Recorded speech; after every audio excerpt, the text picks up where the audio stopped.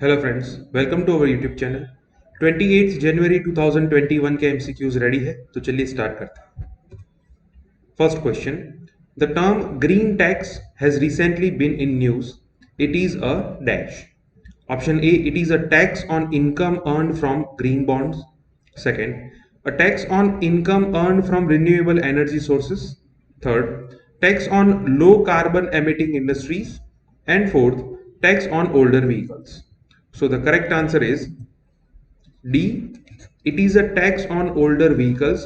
Recently Ministry of Road Transport and Highways ने ये introduce किया है कि जो पुराने व्हीकल्स है उसके ऊपर ग्रीन टैक्स इम्पोज किया जाएगा ताकि उसकी वजह से पॉल्यूशन को हम कम कर सके। तो ये ऑलरेडी हमने प्रीवियस वीडियो में ये आर्टिकल देखा था।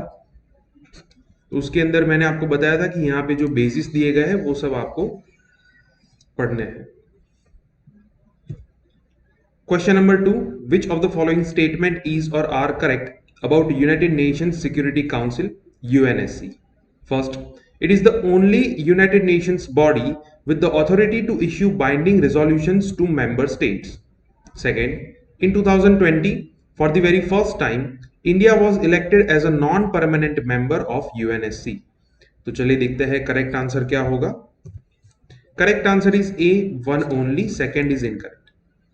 यूनाइटेड नेशन सिक्योरिटी काउंसिल जो है, अगर उनको किसी पर्टिकुलर मेंबर स्टेट के अगेंस्ट कोई एक्शन लेना है तो वो रिजोल्यूशन पास करते हैं। अब ये यूनाइटेड नेशंस की जो टोटल 6 ऑर्गन्स है उसमें से ये ऐसी इकलौती बॉडी है कि जिसके द्वारा किसी भी मेंबर स्टेट के खिलाफ अगर कोई रिजोल्यूशन पास होता है तो वो उनके ऊपर बाइंडिंग होता है। बाकी के ऑर्गन्स भी ऐसा कर सकते हैं लेकिन वो बाइंडिंग नेचर के नहीं होते। तो फर्स्ट जो है वो करेक्ट होगा। सेकेंड जो है वो इनकरेक्ट है। 2020 के अंदर इंडिया जो है वो एशिया पैसिफिक में से यूएनएससी का नॉन परमानेंट मेंबर बना, but it is not for the very first time, it is the 8th time. 8वीं बार ऐसा हुआ है कि इंडिया जो है वो नॉन परमानेंट मेंबर बना है इन 2020। So second is incorrect, answer is A, one only.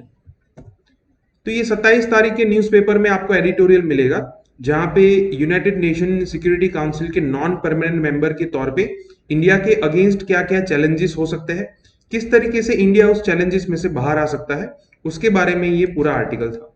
तो ये काफी इंपॉर्टेंट है बिकॉज यूएनएससी रिफॉर्म्स जो है काफी सारे कंट्रीज जो है वो डिमांड करते हैं। तो ये टॉपिक जो है वो जीएस पेपर 2 के पॉइंट ऑफ व्यू से काफी इंपॉर्टेंट है।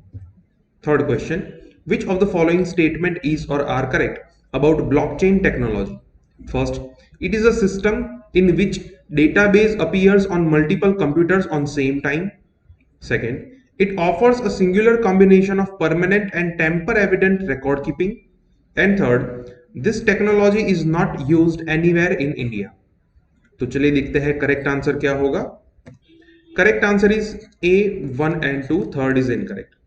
ब्लॉकचेन टेक्नोलॉजी का मतलब क्या होता है कि अलग अलग ब्लॉक्स, मतलब कि जहां पे इंफॉर्मेशन है, जहां फॉर एग्जांपल यहाँ पे ब्लॉक को हम क्या कहेंगे, कंप्यूटर्स, तो उनके अंदर जो डेटाबेस होता है जिसे कहते हैं चेन,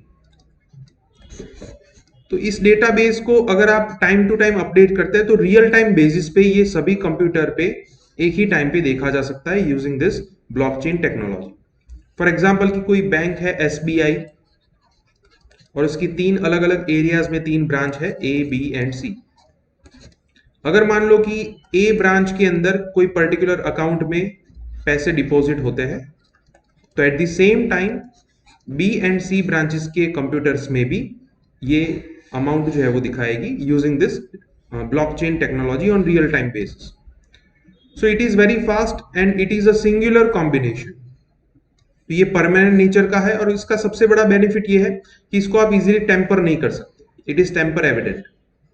तो ये उसका सबसे बड़ा फायदा है यूज करना। अब ऐसा नहीं है कि इंडिया के अंदर इसको कहीं भी यूज नहीं किया गया, काफी सारी जगह पे यूज किया जाता है। अगर रिसेंट एग्जांपल की बात करें तो आंध्र प्रदेश एंड तेलंगाना गवर्नमेंट ने अपने लैंड रिकॉर्ड्स कीप करने के लिए, to keep the land records, they started using blockchain technology, ताकि उसकी मदद से वो लोग इजीली लैंड रिकॉर्ड्स को ट्रेस कर सकते हैं। So the answer is A, 1 and 2। तो ये 27 तारीख के न्यूज़पेपर में आर्टिकल था जहां पे इलेक्शन कमीशन ऑफ इंडिया जो है वो ये प्रपोज कर रहे हैं कि इलेक्शन प्रोसेस के अंदर ब्लॉकचेन टेक्नोलॉजी को यूज किया जाए, लेकिन उनके सामने क्या चैलेंजेस हो सकते हैं वो सब इस पर्टिकुलर आर्टिकल में दिया गया है जो आपको पढ़ना चाहिए। Fourth question, which of the following statement is और आर करेक्ट अबाउट प्रधानमंत्री कौशल विकास योजना 3.0? First, it will be implemented in a more decentralized structure with greater responsibility and support from states and union territories. Second, it will identify job roles that have demand at the local level and skill the youth. And third, it is a flagship scheme under Skill India mission. So the correct answer is D, 1, 2 and 3. ये तीनों statement correct है। Recently प्रधानमंत्री कौशल विकास योजना का third phase जो है वो इनोग्रेट किया गया, जिसके अंदर टारगेट जो है उसको थोड़ा एक्सपांड किया गया है, उसको थोड़ा डिसेंट्रलाइज किया गया है। यहाँ पे डिस्ट्रिक्ट लेवल पे एडमिनिस्ट्रेटिव कमिटी बनाई जाएगी जो कि इस पर्टिकुलर स्कीम को किस तरीके से इंप्लीमेंट किया जा सकता है उसके बारे में सोचेंगे। तो यहाँ पे state government and union territory की रिस्पॉन्सिबिलिटी जो है वो ज्यादा है थर्ड फेज के अंदर। इसका एक मेन ऑब्जेक्टिव ये है कि लोकल लेवल पे जॉब्स की डिमांड क्या है, उस जॉब्स की डिमांड के बेसिस पे यूथ जो है उनको स्किल दी जाए। फॉर एग्जांपल कि लोकल लेवल पे कंस्ट्रक्शन के अंदर जो जॉब्स है वहां पे डिमांड ज्यादा है, तो कंस्ट्रक्शन वर्क से रिलेटेड स्किल जो है वो यूथ को दी जाएगी। So it stands for vocal for local. And third जो है वो भी करेक्ट है कि ये पूरी स्कीम जो है प्रधानमंत्री कौशल विकास योजना, it is under the skill India mission. So the answer is D, 1, 2 and 3। तो ये भी आपको 27 तारीख के न्यूज़पेपर में एडिटोरियल मिलेगा जहां पे पर्टिकुलरली इस स्कीम को कंटेक्स्ट में रखते हुए गवर्नमेंट किस तरीके से प्राइवेट पार्टनरशिप के थ्रू एक्सपर्टीज को एक्सपांड कर सकते हैं उसके बारे में यहाँ पे कहा गया है कि अगर गवर्नमेंट के पास कैपेसिटी नहीं है तो वो प्राइवेट प्लेयर्स को ऐड करके भी इस टाइप की स्कीम जो होती है उसको सक्सेसफुल बना सकते हैं। Fifth question, which of the following statement is or are correct about the inequality virus report? First, it was recently released by WHO for showing trends of COVID-19 infections in different countries. Second, it shows India has significantly managed the COVID-19 infection in South Asian region.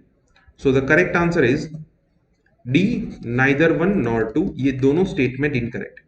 Actually ये जो inequality virus report है, it was recently released by Oxfam International. अब ये Oxfam International जो है उनका main task क्या है कि पूरे ग्लोबल लेवल पे इकोनॉमिक इनइक्वालिटी किस तरीके की है, उस इनइक्वालिटी को ये मेजर करता है Oxfam International। तो इट इज नॉट अबाउट कोविड-19। सो ये दोनों स्टेटमेंट जो है वो इनकरेक्ट होंगे। Answer is D, neither one not two. अब इस पर्टिकुलर रिपोर्ट की फाइंडिंग्स क्या है वो हम हमारे नेक्स्ट वीडियो के अंदर देखेंगे, उसके ऊपर एक क्वेश्चन देखेंगे। तो ये 27 तारीख के न्यूज़पेपर में इसी पर्टिकुलर रिपोर्ट को ध्यान में रखते एक आर्टिकल छपा था जो कि काफी अच्छा है, जिसके अंदर ये फाइंडिंग्स बताए गए हैं कि किस तरीके से लॉकडाउन की वजह से ये एडवर्स फाइंडिंग्स हमको देखने को मिली। Sixth question, which of the following statement is और are correct about Rashtriya Kamdhenu Aayog? First, it was constituted in 2019 as a high-powered permanent apex advisory body. Second, it is mandated to help central government to develop appropriate programs for indigenous breeds of cows. तो चलिए देखते हैं correct answer क्या होगा। Third statement is it comes under ministry of agriculture. So the correct answer is A, 1 and 2। Third is incorrect. राष्ट्रीय कामधेनु आयोग जो है इट वॉज कंस्टिट्यूटेड इन 2019। अब ये एक परमानेंट बॉडी है and it is a advisory body. इनका मेन टास्क क्या होगा, सेंट्रल गवर्नमेंट को एडवाइज करेंगे कि हमारी जो इंडिजिनस ब्रीड्स है काउस से रिलेटेड, उसके लिए किस तरीके से प्रोग्राम्स को आप डेवलप कर सकते हैं ताकि उसका जो मैक्सिमम इकोनॉमिक बेनिफिट है हम एक्सप्लॉइट कर सके।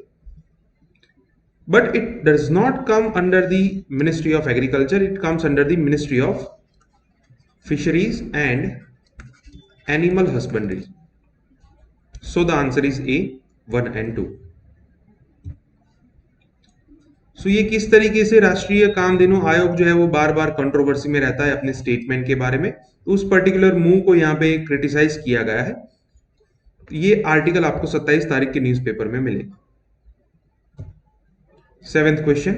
Arrange these gallantry awards in descending order of their precedence. First is Mahavir Chakra, second is Ashok Chakra, third is Paramveer Chakra, and fourth is Shaurya Chakra. So the correct order is 3, 2, 1, 4. Answer is A. अब descending order में है तो सबसे ऊपर आता है परमवीर चक्र, जो कि हाईएस्ट गैलेंट्री अवार्ड है for any contribution made in the army. फिर उसके बाद आता है अशोक चक्र, फिर उसके बाद आता है महावीर चक्र, सबसे लास्ट रैंक पे है उसे कहते हैं शौर्य चक्र। यहां पे महावीर चक्र और शौर्य चक्र के बीच में अगर हम देखें तो सबसे नीचे है शौर्य चक्र, उसके बाद है वीर चक्र, देन कीर्ति चक्र और फिर आता है महावीर चक्र। तो इस टाइप के क्वेश्चन जो है वो पर्टिकुलरली सीडीएस एंड एनडीए की जो एग्जाम्स होती है उसके लिए काफी इंपॉर्टेंट हो सकते हैं। तो रिसेंटली प्रेसिडेंट के द्वारा ये सब अवार्ड्स जो है वो दिए गए हैं, तो इस वजह से ये पूरा टॉपिक जो है वो न्यूज में रहता है। ये आर्टिकल भी आपको 27 तारीख के न्यूज़पेपर में मिलेगा। 8th question. Which of the following statement is or are correct about Govind Ballabh Pant? First, he was the first chief minister of Uttar Pradesh. Second, he organized a massive salt movement in the United Provinces.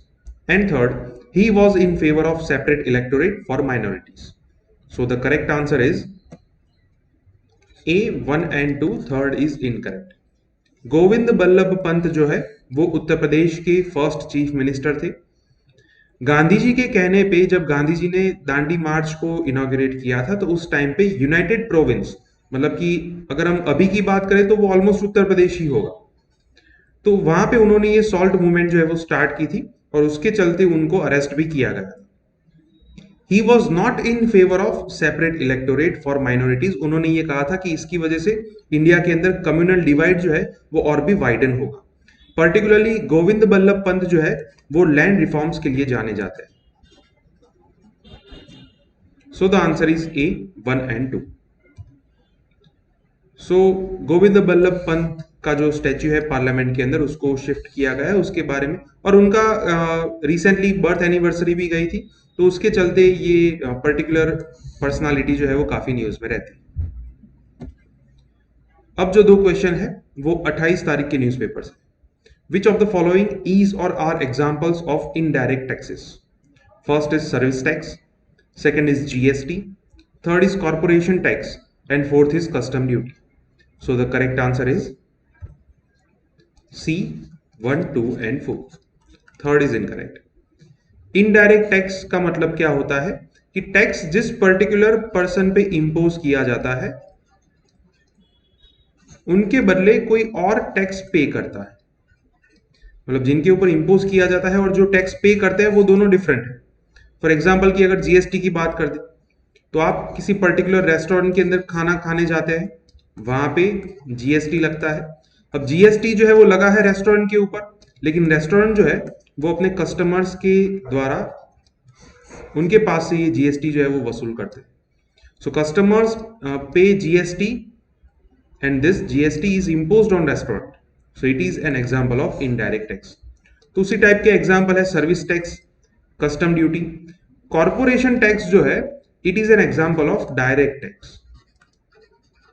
Direct tax का मतलब क्या होगा, जिस individual के ऊपर ये tax लगता है उन्हीं के द्वारा ये टैक्स पे किया जाता है। फॉर एग्जाम्पल की इनकम टैक्स, अब इनकम आपकी है तो टैक्स भी आप ही पे करेंगे। कॉर्पोरेशन टैक्स, आप उस पर्टिकुलर एरिया में रहते हैं तो आप ही पे करेंगे। So the answer is C, 1, 2 and 4। तो ये 28 तारीख के न्यूज़पेपर में काफी अच्छा आर्टिकल था जिसके अंदर ये प्रेडिक्ट किया गया है कि इस पर्टिकुलर बजट स्पीच के अंदर हमारे फाइनेंस मिनिस्टर जो है वो क्या कहेंगे, और particularly controller general of account जो है उनके द्वारा जो डेटा दिया गया है उस दोनों के बीच में क्या मिसमैच है वो बताया गया है। तो काफी अच्छा आर्टिकल है, डीप में आपको पढ़ना चाहिए। उसके ऊपर हम एक और क्वेश्चन देखेंगे। Last question, which of the following methods were suggested by CAG to reduce government expenditure? First, not paying full fertilizer subsidy. Second, not paying central government's dues to FCI, and third, using special purpose vehicles to pay for the infrastructure projects. तो चलिए देखते हैं correct answer क्या होगा। Correct answer is D 1, 2 and 3। ये तीनों methods जो है वो सजेस्ट की गई थी कैग के द्वारा टू रिड्यूस गवर्नमेंट एक्सपेंडिचर। अब वो आपको इसी न्यूज़पेपर आर्टिकल में से मिलेगा, जहां पे सबसे पहले इस पैराग्राफ में आपको ये मेथड्स जो है वो दी गई। तो सबसे पहला तो ये है कि फर्टिलाइजर सब्सिडी जो है वो आप फुल्ली पे नहीं करेंगे। तो इसकी वजह से क्या होगा कि सेंट्रल गवर्नमेंट जो है वो स्पेशल बैंकिंग अरेंजमेंट्स कर सकते हैं उसको यूज करने के लिए। दूसरा कि गवर्नमेंट को जो फूड कॉर्पोरेशन ऑफ इंडिया को पैसे देने हैं वो अभी आपको रेगुलरली पे नहीं करना है। उसके लिए क्या मैकेनिज्म होना चाहिए, तो फूड कॉर्पोरेशन ऑफ इंडिया जो है उनको मार्केट में से बोरो करने देना चाहिए। और तीसरा यह है कि इंफ्रास्ट्रक्चर प्रोजेक्ट्स के अंदर गवर्नमेंट जो है वो खुद पैसा इन्वेस्ट करती है। उसके अलावा गवर्नमेंट को क्या करना चाहिए कि कोई स्पेशल पर्पस व्हीकल बनाए, फॉर एग्जांपल कि कोई कंपनी बनाए एबीसी प्राइवेट लिमिटेड, और उनके द्वारा ये पैसा जो है वो इन्वेस्ट होना चाहिए ताकि गवर्नमेंट जो है इस पर्टिकुलर डेट में से बाहर आ सके। So these were the methods suggested by the Comptroller and Auditor General of India to reduce government expenditure in 2018. Okay friends, तो ये 10 MCQs यहाँ पे कंप्लीट होते हैं। अगर आपको कोई डाउट है तो आप कमेंट सेक्शन में लिख सकते हैं। हमारे वीडियोस आपको पसंद आए तो वीडियोस को लाइक कीजिए और चैनल को सब्सक्राइब कीजिए। Thank you.